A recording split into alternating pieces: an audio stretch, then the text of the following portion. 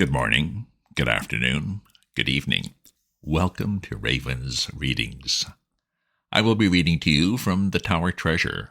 It's from 1927, the first in a series of Hardy Boys novels written under the pseudonym Franklin W. Dixon. The two teenage boys, Frank and Joe, work together as a detective team, amateurs still, but occasionally assisting their father, Fenton Hardy, a private investigator.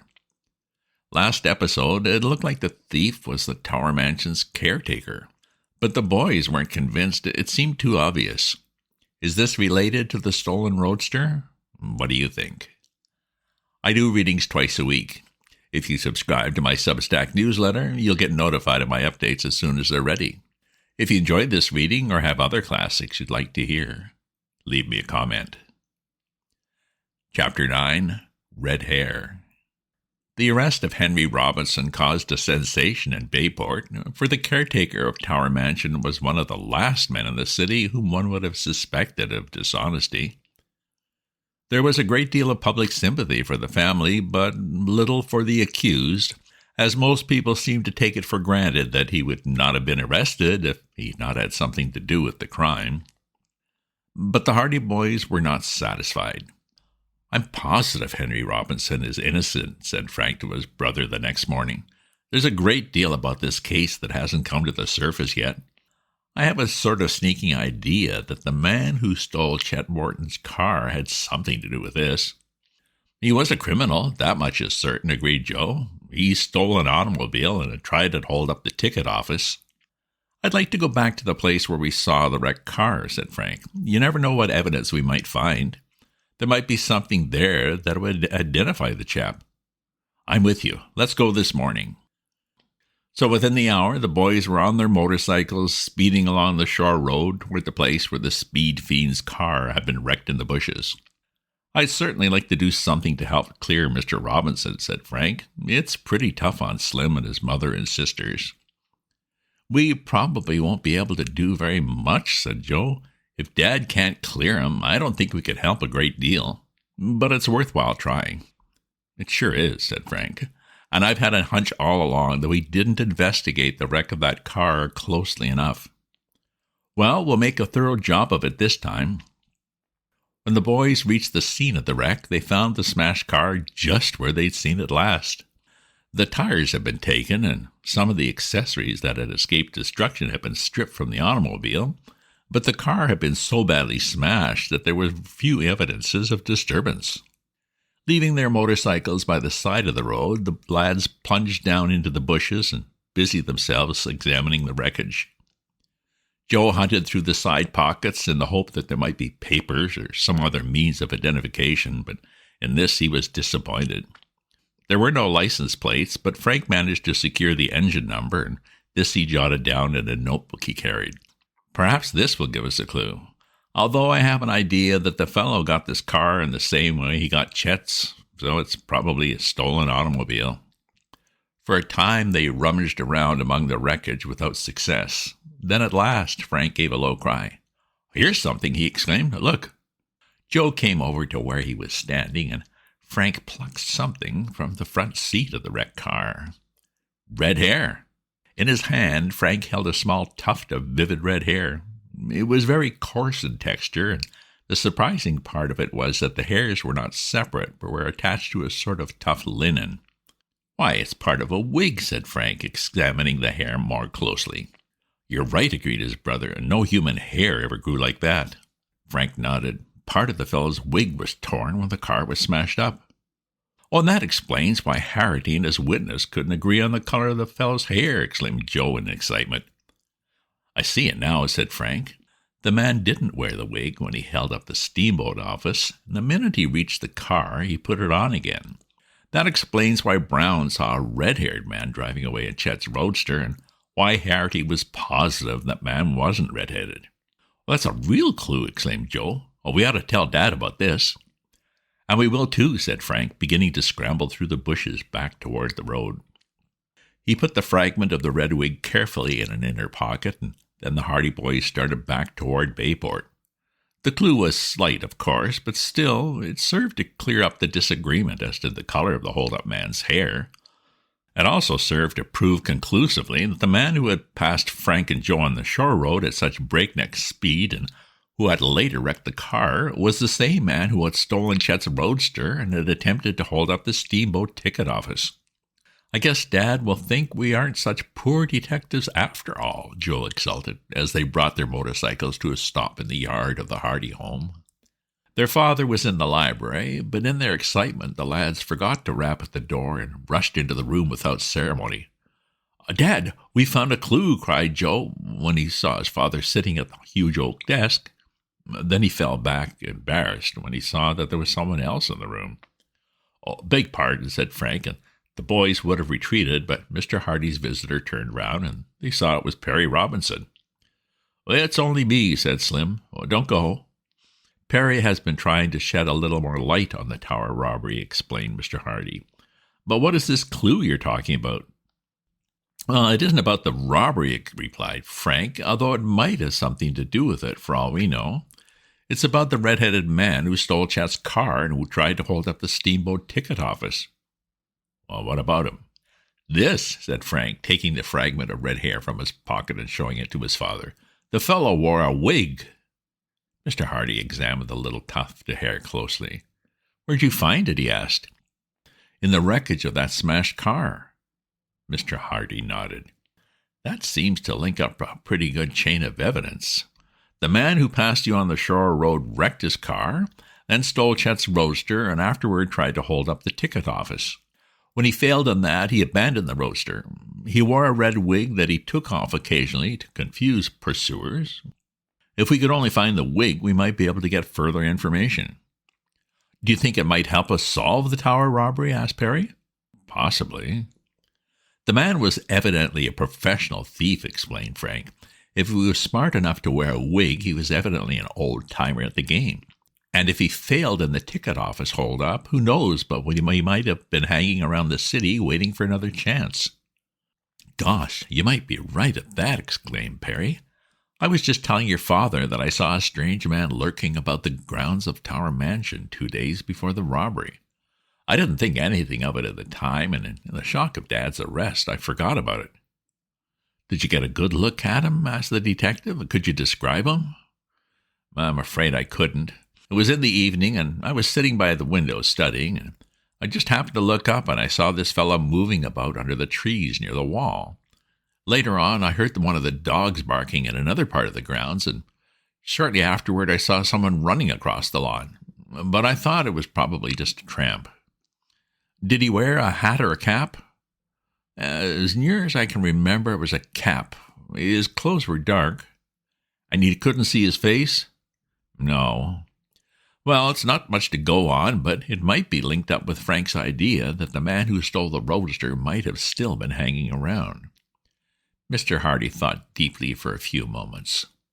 "I'm going to bring all these facts to Mr. Applegate's attention, and I'm also going to have a talk with the police authorities.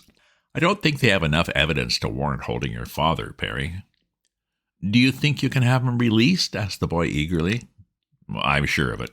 In fact, I think Mr. Applegate is beginning to realize now that he made a mistake, and I don't think the police are any too anxious to go ahead with the case on the meager evidence in their possession." "It will be wonderful if we can have Dad back with us again," said Perry, "although it won't be quite the same. He'll be under a cloud as long as this mystery isn't cleared up. And, of course, Mr. Applegate won't employ him anymore." "All the more reason we should get busy and clear up the affair," returned Mr. Hardy. "You boys can help." "How?" "By keeping your eyes and ears open and by using your wits. That's all there is to detective work." "Well," said Joe, "you can just bet that if it will clear Slim's dad, we'll be listening and looking for every clue there is." End of chapter. Chapter 10. An Important Discovery.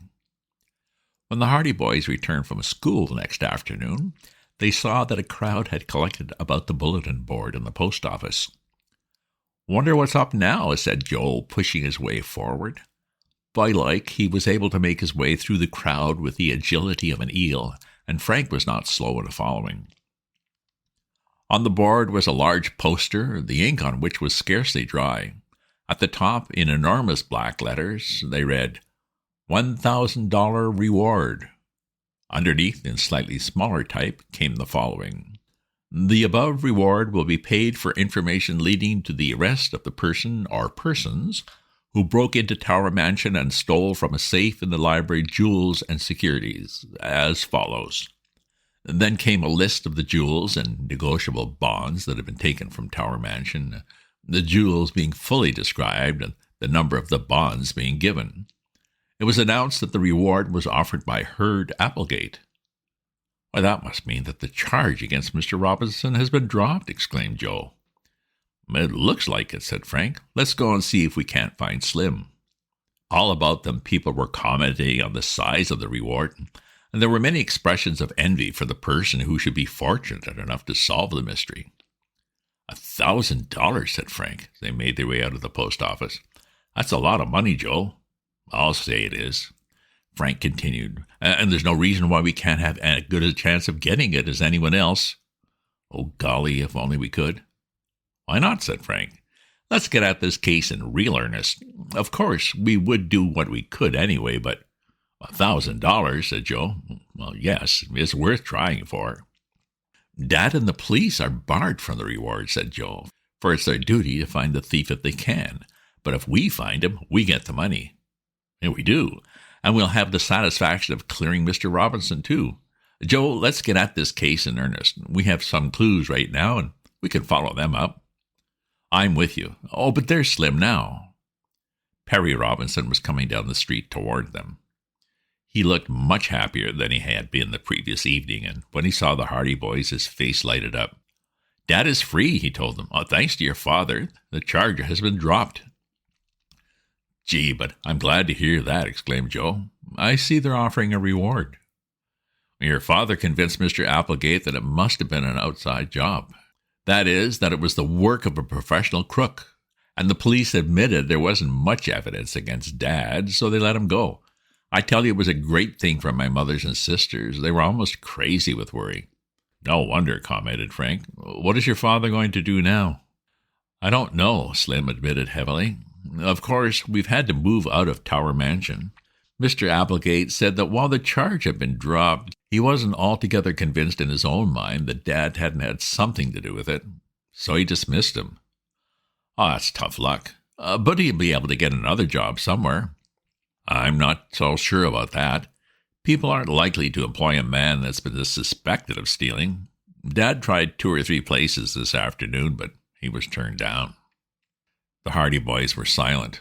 They were sorry for the Robinsons, for they knew only too well that the family were bad off financially, and that in view of the robbery it would be indeed difficult for Mr. Robinson to get another position.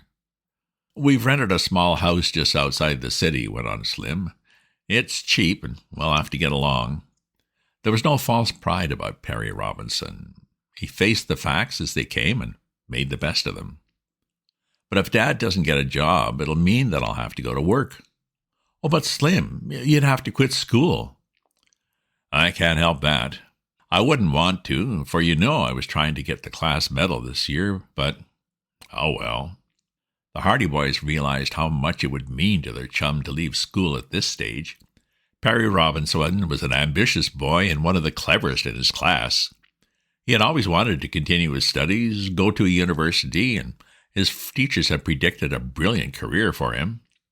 Now it seemed that all his ambitions would have to be thrown overboard because of this misfortune.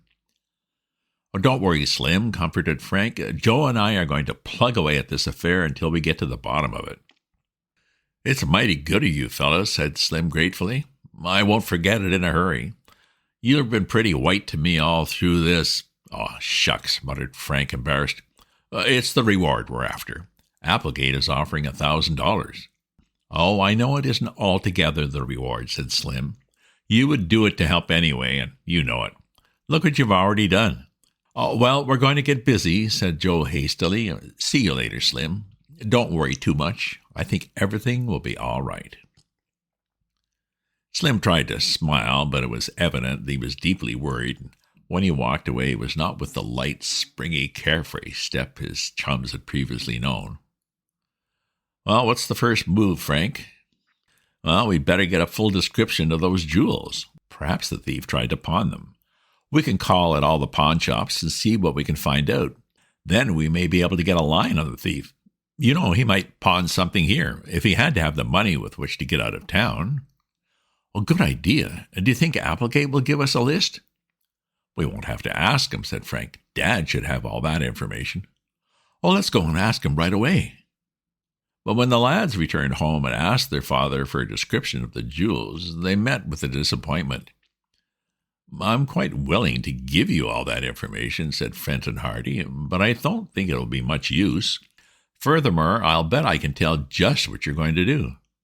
"Oh, what?" "You're going to make the rounds of the pawn shops and see if any of the jewels have been turned in."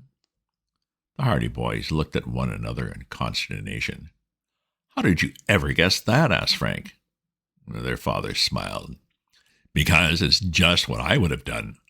Not an hour after I was called in on the case, I had a full description on all those jewels in every pawn shop in the city.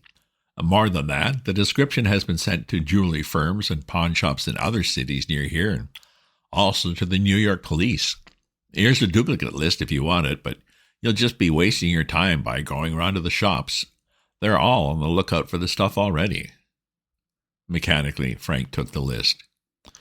"And I thought it was such a bright idea." "Well, it is a bright idea," said his father, "but it's been used before. Most jewel robberies are solved in just this manner, tracing the thief when he tries to get rid of the gems."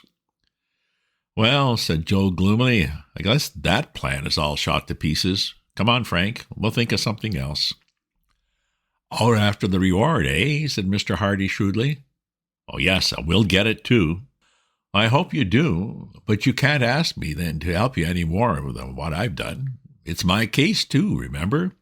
So from now on, you are part of my opposition." "More power to you then," said Mr. Hardy, returning to his desk. He had a sheaf of reports from shops and agencies in various parts of the state through which he had been trying to trace the stolen jewels and securities. But in every case, the report was the same. There had been no trace of the jewels or bonds taken from Tower Mansion. When the boys left their father's study, they went outside and sat on the back steps, silently regarding their motorcycles. "What shall we do now?" asked Joe. "I don't know. Dad sure took the wind out of our sails that time, didn't he?" "Well, I'll say he did. But it was just as well. Saved us a lot of trouble. We might have been going around at all the pawn shops in the city and not getting anywhere." "Looks as if Dad has the inside track on the case anyway," said Joe. "If any of the jewels are turned in, he'll be the first to hear of it. What chance have we?" "I'm hanged if I'll give up," declared Frank with determination. "We know that there was a strange man hanging around Tower Mansion, and we know that there was a red-headed crook in town. Perhaps those two facts aren't connected, but I think they are. And we know he stole Chet's roadster. I left it in the woods. Yes, say, Joe, we didn't take much time to look around when that roadster was found, did we?" "Oh, what's the use? The roadster was there, and Chet got it back." "No, but the man who stole the car had been there too. Perhaps he left some clue." Joe slapped his knee with an open hand. "I never thought of that, Frank. Let's go right back there now. Come on." Eagerly, the boys dashed over to their motorcycles. In a few minutes, they were speeding through the streets of Bayport out toward the woods where Chet Morton's roadster had been abandoned. They were fired with enthusiasm again, in spite of the momentary setback they'd received when their father squelched Frank's plan of going round to the pawn shops. They felt now that they were on a new trail. They came to the abandoned road that led into the woods, and they brought their motorcycles as far as possible, finally leaving them by the roadside and going ahead on foot. Frank located the place where the roadster had been driven off into the woods, for the trees were still bent and broken, and the two boys plunged into the depths of the thickets. At last the Hardy boys emerged into the little cleared space where the roadster had been found. Everything was just as they'd left it. They examined the ground carefully. "He might have dropped letters from his pocket or something," said Joe hopefully, as they explored the clearing. But the auto thief had not been so careless. There was not even a footprint, for the boys had trampled the ground thoroughly after the roadster had been discovered. "If I had only thought to look for footprints at the time," groaned Joe in disappointment. "Yes, or fingerprints. He might have left fingerprints somewhere about the car. If he was a professional crook, we could have traced him easily. But too late now, said Joe. Chet had his car washed since then. We didn't think of it in time. Their search was without success, and the Hardy boys were about to give up in disappointment when Frank left the clearing and began to hunt about in the bushes. I guess we might as well go home, said Joe. We've come hunting for clues too late. If we had any sense, we would have looked for fingerprints and... He was interrupted by a shout from his brother. Joe, come here, quick. I found something. There was no mistaking the excitement in Frank's voice. Joe lost no time in scrambling through the bushes until he reached his brother's side. Frank was standing in the midst of a thicket, holding up something red and bushy. It was a wig. The red wig, exclaimed Joe, his eyes widening. Not only the wig, replied Frank, but this, and he bent over to pick up a battered hat from the ground. And this, whereupon he picked up a worn coat. They belonged to the crook. It couldn't have been anyone else. He must have disguised himself here and left the wig and things in the bush when he abandoned the car. End of episode. Well, hey, more clues. Well, that's the help. And the boys are keen, especially with that big reward. If you subscribe to my newsletter, you'll get notified of my update as soon as they're ready. If you enjoyed this reading or have other classics you'd like to hear, leave me a comment. Check out my other posts on my Substack at ravensview.substack.com. And remember to share this with your friends. Ta-ta for now.